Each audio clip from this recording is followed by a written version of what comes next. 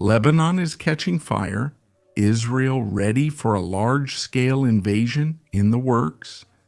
Mobilization of 400,000 reservists. Israel is therefore preparing to mobilize thousands of reservists as it escalates its war in Lebanon, with deadly attacks intensifying.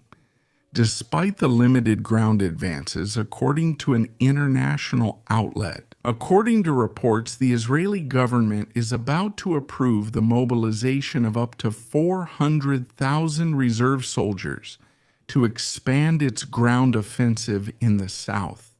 The planned mobilization, which was reported by Israeli media on Tuesday, marks an expansion of Israel's military campaign against Hezbollah, which has already destroyed large parts of Lebanon and has displaced over 1 million of Lebanon's 5 million population.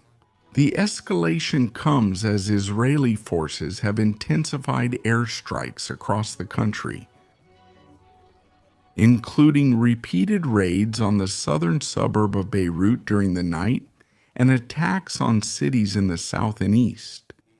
The Lebanese Ministry of Health said on Tuesday that at least 33 people were killed and 90 injured in just the last 24 hours, raising the total number of deaths since March 2 to 1,072, with nearly 3,000 injured.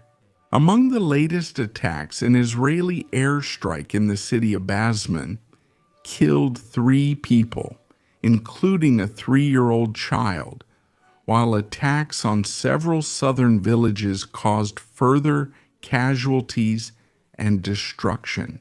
The war continues on a second front for Iran and its proxy forces.